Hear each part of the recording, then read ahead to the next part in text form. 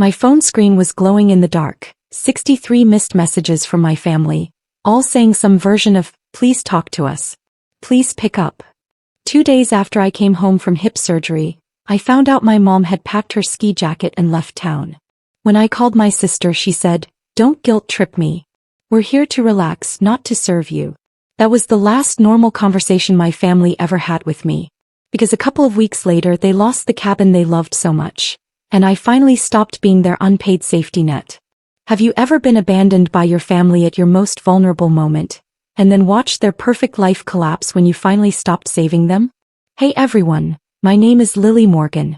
I'm 31 years old, and this is the story of how my family left me alone after surgery to go on a ski trip, and how I took back everything I'd been quietly funding for years. If you've ever been the reliable one in your family, smash that like button right now and subscribe, because what happens next is the most justified revenge you've ever seen. Drop a comment below.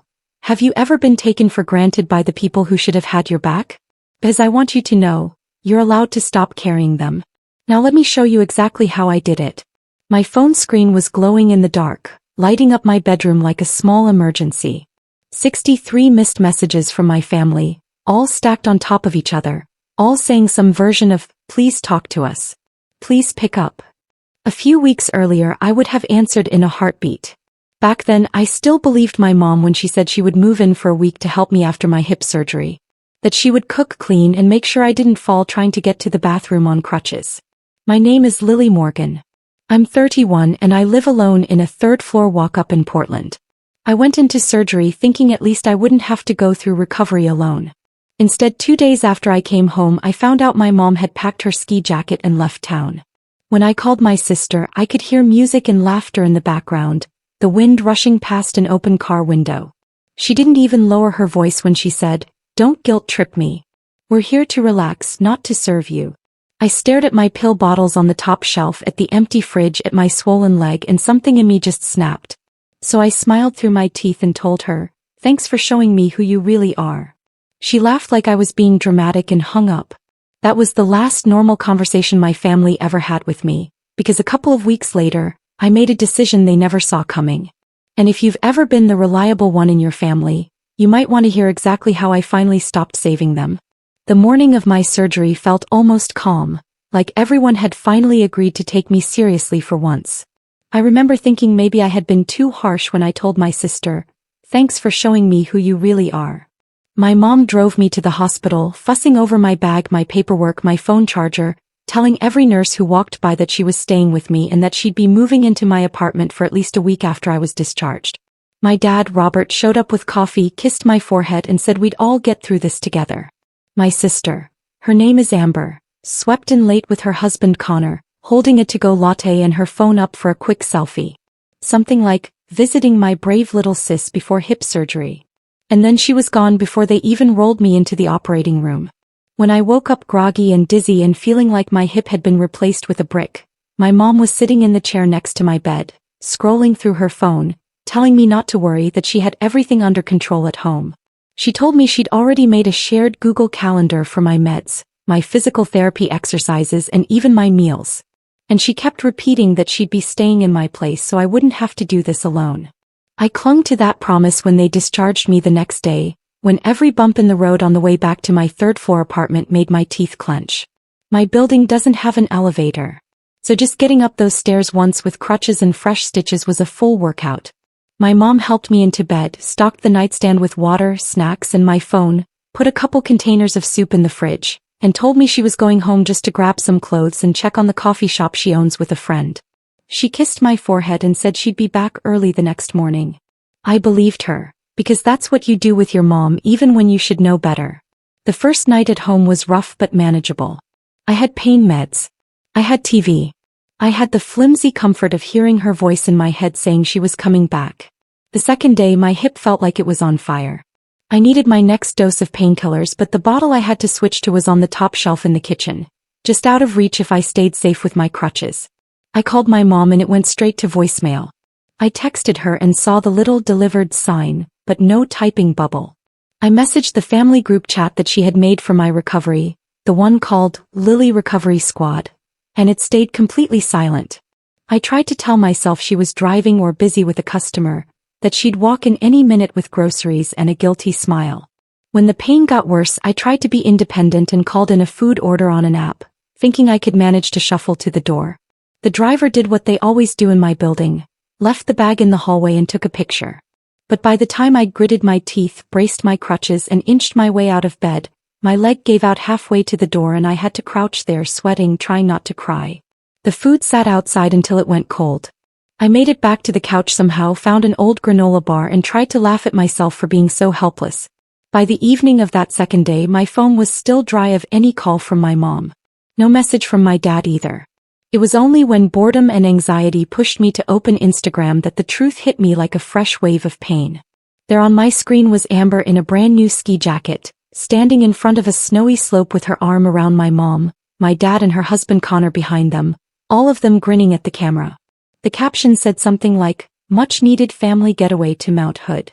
And the story clips were full of them singing in the car, clinking travel mugs, talking about how they'd earned this break after a stressful season.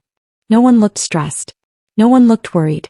No one even mentioned the daughter they'd left on the third floor with fresh stitches and an empty fridge. In that moment, staring at their perfect little family ski trip, the last of my excuses for them disappeared, and the hurt started to harden into something colder that would shape everything I did next. I stared at that picture so long my eyes started to burn. Then I did the only thing that made sense in that moment. I hit call on my sister's name. It rang way too many times before she picked up. And the second she did, I could hear music, laughter, somebody talking about the fresh powder like they were in a ski commercial. She didn't even say hello, just a quick, "Hang on guys. It's my sister." And then she put the phone to her ear. I said her name once, trying to keep my voice steady, and told her I was out of real food, that I couldn't reach my next bottle of meds on the top shelf, that Mom hadn't come back like she promised. There was a pause and then she let out this long, annoyed sigh, like I'd just interrupted her manicure. "Lily," she said, "you can't do this right now. We're finally out of town. We needed this." I told her I wasn't asking for a vacation. I was asking for someone to help me not fall on my face trying to get to the bathroom. She laughed, not a nice laugh, more like a little scoff, and said, "Don't guilt trip me. We're here to relax, not to serve you." The word serve hit harder than it should have. I could hear my mom in the background asking who it was, and my sister muffled the phone to say, "It's just Lily. She's freaking out again." I went quiet for a second, staring at the empty living room, the pill bottle glinting on that stupid high shelf, the cold soup container in the trash. Then I felt something in me click into place. I smiled, even though she couldn't see it, and said, "Thanks for showing me who you really are." She made this little sound, half irritated, half amused, and said I was being dramatic. That I always turned everything into a crisis. And before I could answer, she said, "You're an adult. Order some food and stop making us feel bad." And hung up. I tried calling my mom next, thinking maybe she'd at least pretend to care, but it went straight to voicemail.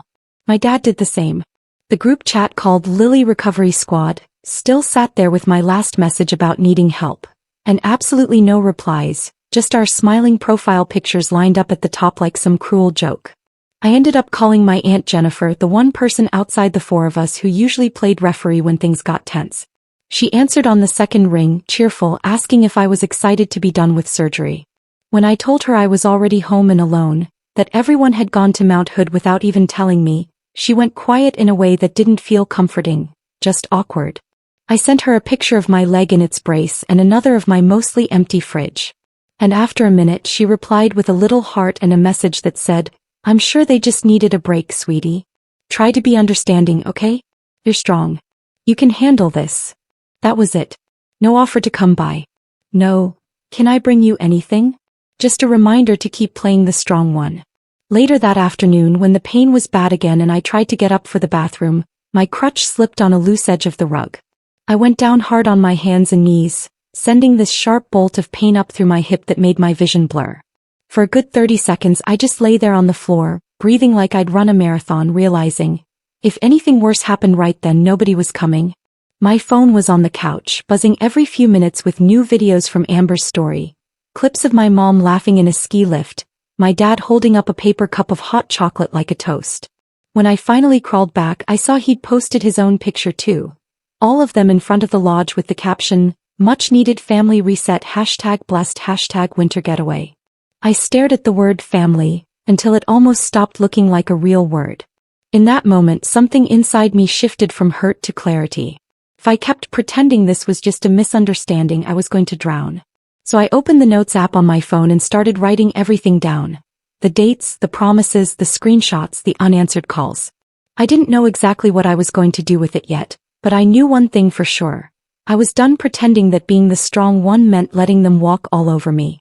A week after that fall on the rug, the purple and yellow bruises on my knees had started to fade, but the ache in my hip had settled into this low, steady throb that made every movement a negotiation. Nights were the worst. The pain would wake me up around 3 o'clock in the morning, and the apartment would be so quiet I could hear the hum of the fridge and the traffic far below my windows. That was when my brain liked to rewind everything and hit replay. I kept seeing that photo of my family at Mount Hood, skis propped up, my mom's arm around my sister, my dad grinning like some ad for wholesome winter memories, and it made my chest tighten in a way the pain meds couldn't touch. At first, I just wrote about it to stay sane. I had a note on my phone titled "Things I Don't Want to Forget," and I filled it with small, stupid details. The timestamp on the selfie my sister took at the hospital versus the timestamp on the first ski trip photo. The exact wording of the voicemail my mom left me before surgery about not worrying. The way my dad's caption on his post said "family reset," like I'd never existed. But the more I wrote, the more my notes stopped being about this one betrayal and started reaching back further, into years of little moments I'd brushed off because that was easier. I remembered the first time my parents floated the idea of buying a cabin near Mount Hood. It had been pitched to me as a dream we all shared. A cozy A-frame where we could spend holidays and get out of the city. I was the one who sat at their kitchen table with a laptop and a spreadsheet, running numbers on mortgages and property taxes while my mom talked about string lights and my sister scrolled through Pinterest for decor ideas. When the loan officer said my parents' income and credit wouldn't quite cut it, everyone looked at me. "You're so good with money," my mom said, almost proud, like it was a character flaw she could finally use. "If we put you on the application, it'll go through." I remember hesitating, but only for a minute. I told myself this was what adults did. We invested. We built something together. We trusted each other. The cabin became another project I managed behind the scenes. I set up the autopay for the mortgage, arranged the insurance, put the internet and utilities on my card because, as my dad reminded me whenever it came up, I understood all that tech stuff better than he did. They'd send me money when they remembered and I'd patch over whatever was missing, telling myself it would even out. Never really did. The same thing had happened with my sister's business. When she decided to turn her home decor hobby into a full online shop, I was the one who stayed up late building her a basic inventory system, connecting her payment processor, and organizing a year's worth of crumpled receipts into something the IRS would accept. She called me her secret weapon, her genius, her back office. And I laughed and let it feel like a compliment instead of a warning. Lying on my couch after surgery, leg elevated, phone warm in my hand, those memories stopped feeling charming and started feeling like data points in a pattern I hadn't wanted to see. I opened my email and searched for every document with the cabin's address in it. They were all there, neat and undeniable. My name on the deed as a co-owner, my signature on the loan, my email as the main contact. I pulled up the banking app for the joint account I had with my parents. The one that was supposed to be temporary, just until they got out from under a rough patch, and scrolled through months of withdrawals labeled mortgage, insurance, internet, repairs, more than I'd let myself notice. Then I checked the accounts that were only mine and saw how often I'd quietly moved money around to cover overdrafts in that joint account before a payment bounced and hit my credit score. My hands started to shake, not from pain this time, but from the realization that while my family treated me like an optional extra, someone they could leave behind for a long weekend, their entire lifestyle leaned on me like a crutch. Without my name, my income, my ability to organize and pay on time, the cabin wouldn't have existed in the first place. Their family reset spot had my fingerprints all over it. Once I saw it, I couldn't unsee it. The anger that came with that realization could have easily turned into some dramatic revenge fantasy. Me marching into their house, screaming about betrayals, throwing around words like disown and ungrateful. But screaming had never been my style. And if I was honest, I didn't want to blow up my life. I wanted to stop being the unpaid safety net holding up theirs. So I did the most Lily thing possible. I opened my laptop, propped myself up a little higher on the pillows and started researching attorneys. I skipped the ones with flashy ads and smiling faces on billboards, and looked for someone who dealt with boring things like property disputes and joint accounts. I found a small firm with a bland website and a bunch of good reviews that mentioned words like straightforward and practical. And that sounded like exactly what I needed. My email to them was the first time I truly laid out the situation without minimizing it. I introduced myself, explained I was recovering from hip surgery, that my immediate family had left town for a ski trip without arranging any care, that I was on several joint accounts and owned a share of a vacation property where I no longer felt safe or welcome. I attached the deed, the loan documents, screenshots of the autopays in my name, and wrote, I want to know what my options are to remove myself from any shared financial responsibility while taking only what is legally mine. Hitting send felt strangely more intimate than any of the desperate texts I'd sent to my family in those first days. I was finally asking a question I knew they'd never answer honestly. Am I allowed to stop carrying this? While I waited for a reply, life around the edges of all this mess quietly kept going. Mr. Chin, my downstairs neighbor, knocked on my door every evening like clockwork to bring up my mail and see if I needed anything from the corner store. One night he showed up with a big container of homemade stew and a shy explanation that his mother had always cooked for the block when someone was sick, so he was just doing what she taught him. My team lead from work sent a grocery delivery after I admitted I'd messed up an order because I couldn't get to the door fast enough. She filled it with easy stuff. Microwavable meals, cut fruit, nothing that required bending or lifting.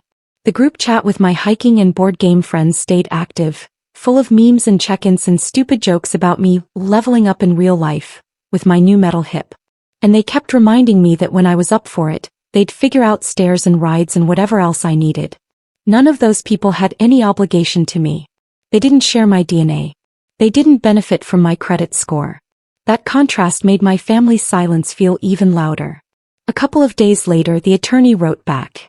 His email was calm, almost dry, and exactly what I hoped for. He thanked me for the documentation, confirmed that as a co-owner, I had the right to ask for my share of the cabin's value, either through a buyout at fair market price or by sale and division of the proceeds. He stated clearly that I could remove my name and card information from any joint accounts and autopays going forward, that I didn't have to keep backing debts I didn't control. He didn't call it revenge. He called it restructuring my financial boundaries. We can start with a consultation and a few letters, he wrote. But the direction is up to you.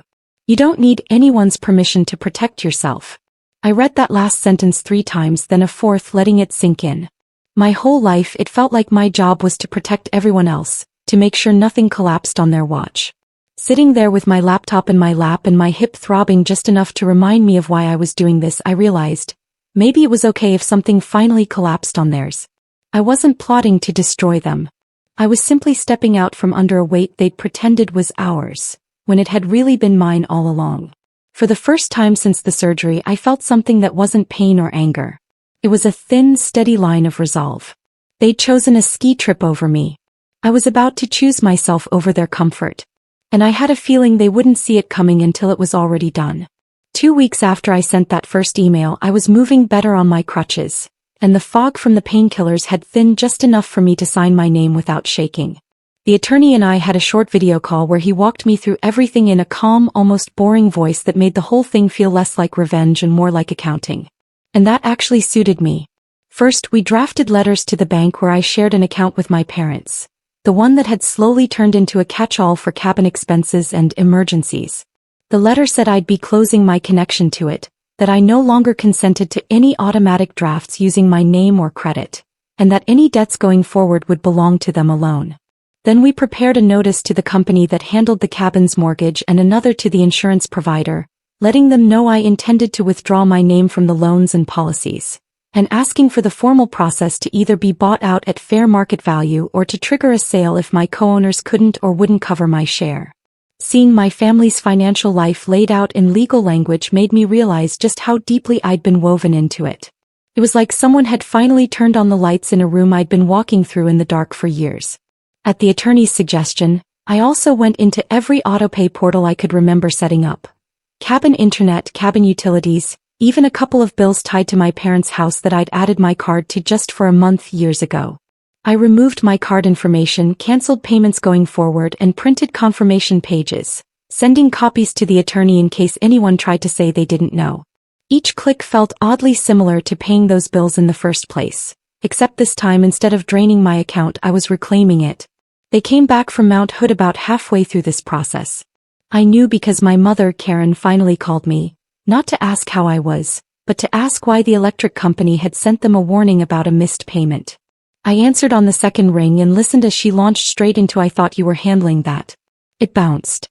"What's going on?" I waited until she ran out of steam and then said calmly, "I was handling it." "I'm not anymore. You own the house. You run the coffee shop. You can set up your own autopay." There was a beat of stunned silence and then she said my name like a warning.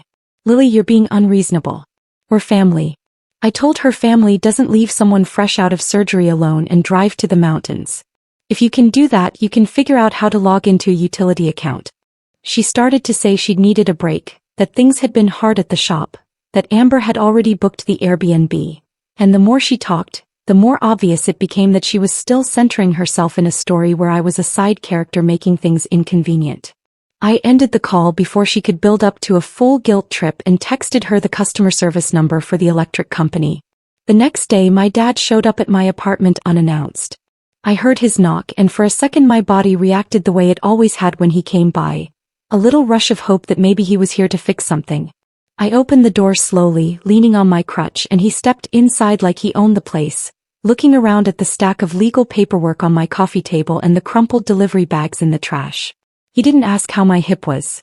Instead, he held up a letter from the mortgage company, the one my attorney had helped draft. "What is this?" he demanded, waving the paper. "You're trying to force us to sell the cabin?"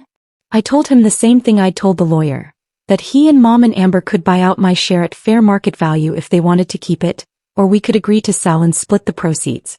"I'm not trying to take anything that's not mine," I said. "I'm just done paying for something I can't even use without being an afterthought." He said, almost incredulous, "You'd really do this over one trip? One mistake?" I looked at him and said, "This isn't about one trip. This is about a pattern that's been going on for years. And this was just the first time it almost broke me physically. If I'd fallen worse, if I'd hit my head, you would have been too busy skiing to even know where they found me." He didn't like hearing that. He called me dramatic too. Said I was hurting my mother, upsetting my sister, that I'd always been the reasonable one and he didn't understand why I was acting out now. I answered, "Maybe the reasonable one is just done being used." I walked him to the door, literally crutch and all, and when he tried to step back inside to continue the argument I blocked the doorway with my body. For once I made the conversation end on my terms. Over the next week little things started happening that I knew were connected to the changes I was making. Amber texted me in a rush one morning, demanding the login information for a shared spreadsheet I'd built for her business orders and expenses, the same one that used to live entirely on my laptop. I told her I'd exported everything and that she should set up her own system going forward. She replied with a string of messages about how I was sabotaging her shop, how she had promo deadlines and brand deals and couldn't afford to look unprofessional. And I wrote back, "I'm not sabotaging anything. I'm just no longer doing free bookkeeping for someone who can't return a phone call when I'm recovering from surgery." After that, she tried a different angle, offering to pay me a little something to help her just one more time.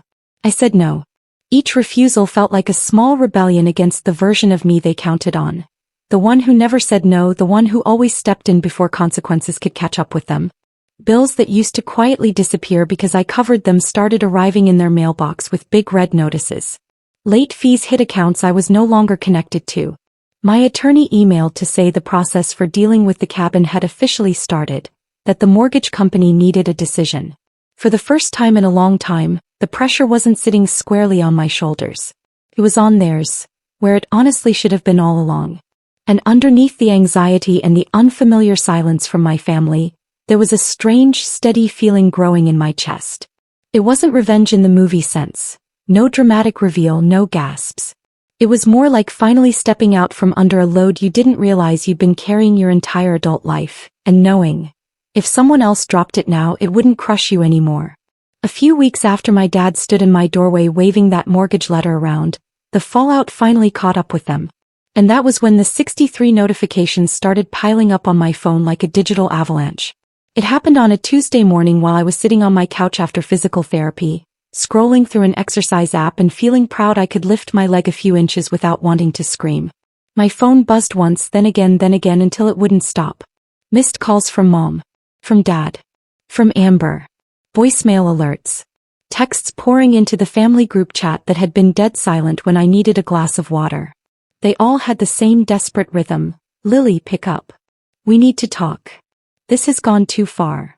Please answer. I tapped the thread open and saw paragraph after paragraph. My mom was asking why the cabin mortgage company was suddenly talking about a forced sale, insisting that she and my dad couldn't qualify to refinance without my income on the application. She wrote, "You're going to make us lose our place. The only thing that actually brings this family joy." My dad sent a blurry photo of a past due notice with a red stamp and asked if there was some kind of mistake with the autopay, like maybe I'd accidentally turned it off. Amber of course came in hot. She accused me of trying to ruin her life, typed in all caps about how losing the cabin would mean losing essential content for her brand, how a recent email from the IRS about reviewing her returns had spooked one of her sponsors and made them pause a deal. She wrote, "I trusted you with my numbers and now you abandon me." Like I'd been the one who ghosted her while she lay in a hospital bed. I read every message carefully, partly out of habit, partly out of morbid curiosity. They were full of fear and anger and blame, but not one of them said, "We're sorry we left you alone after surgery." Not one of them acknowledged the picture of the empty fridge or the unanswered calls.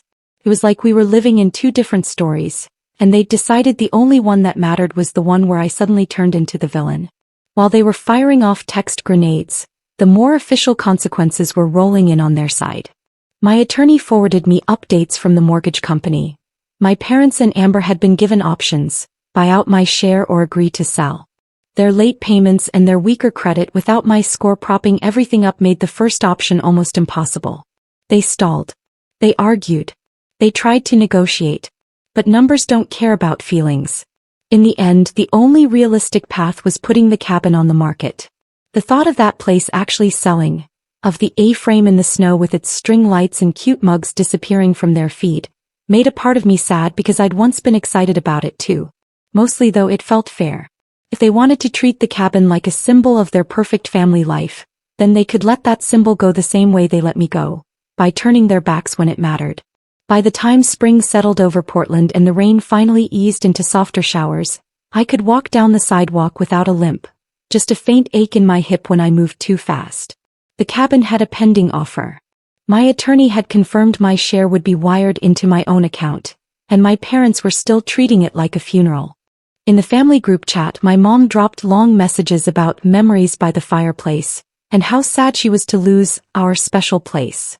Like it had been stolen by a stranger instead of sold because of their own choices. Amber ranted about how she'd have to find new content locations, adding that I was ruining her aesthetic. Which I guess was the closest she could get to admitting something in her life was actually my decision and not hers. The thing is, while they were consumed with that loss, I was quietly building something else. I moved out of the third-floor walk-up that had become a symbol of everything I'd suffered through alone, and into a smaller apartment with an elevator, wide hallways, and windows that let in real light. I picked the place myself, signed the lease myself, paid the deposit with my own money, what used to be my family rescue fund. For the first time, I didn't need to check if a surprise bill or one of my sister's emergencies would wipe me out. I set up my own bank accounts and autopays where the only name on the paperwork was mine. Seeing that clean list, no shared utilities, no mystery charges for a cabin I barely used, felt almost as good as walking without crutches. I started therapy around the same time. My therapist listened as I laid out the events like they were bullet points in a report. The surgery, the ski trip, the empty fridge, the cabin, the credit, all the years of being the reasonable one. She nodded and started using words I'd never applied to my own life. Roles, enmeshment, golden child, scapegoat. She explained how some families unconsciously assign jobs to their kids. The one who succeeds, the one who keeps the peace, the one who absorbs the blame, and how sometimes the only way to break that pattern is to disappoint everyone at once and survive it. She told me that holding a boundary is not cruelty even if other people feel hurt by it. It's just telling the truth about what you can and cannot carry anymore.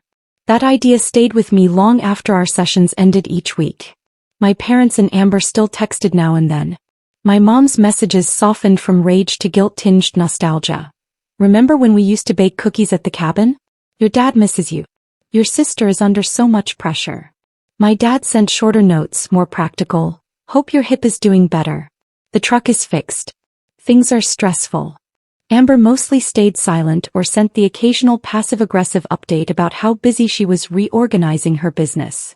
Not one of them wrote, "I'm sorry we left you alone after surgery." Maybe they couldn't afford to look at that part of the story yet.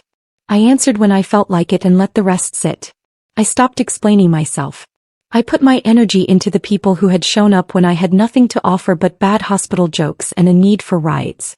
I went to dinner at Mr. Chen's place twice a month, played board games with my friends on weekends, and slowly got back to hiking shorter, flatter trails. One afternoon, standing on a bluff outside the city looking down at the river, I realized how different this felt from all the trips to the cabin. No one was taking pictures to prove they were having a good time. No one was waiting for me to pick up the bill or fix the reservations. We were just there, breathing, laughing, existing. That was what family started to mean to me. Not blood, not matching last names, but mutual care and the simple confidence that if I fell, someone would at least try to catch me. Sometimes I still think about those 63 messages lighting up my phone that day. My mom and dad and sister all begging me to talk, not because they were worried about me but because they were scared of losing their safety net. There's a version of that story where I called them back, rushed in to patch the holes, pretended the ski trip was just a misunderstanding, and let the cabin and the bills and the resentment keep piling up. That version of me is gone. I look at the faint scar on my hip and I see a line, not just on my body but in my life. On one side is the person who believed that being a good daughter meant never letting anyone face consequences. On the other side is the woman who understands that loving yourself sometimes looks like letting people be uncomfortable with what they did, and not rescuing them from it. Family to me now means the people who wouldn't leave you in a walk-up after surgery even for perfect snow. Have you ever had to draw a line with someone you love and then hold it even when they called you selfish for it? Did it end up saving you more than it hurt them? If this story hit home for you, please smash that like button and subscribe. Share it with someone who needs to hear that they're allowed to stop being the family safety net. Drop a comment below. Have you ever been the reliable one who finally had to walk away? What happened? Because I want you to know, you don't owe anyone your credit score, your savings, or your silence just because you share DNA. Being family doesn't mean they get to use you. Thank you for watching, and remember, sometimes the most loving thing you can do is finally love yourself enough to let go.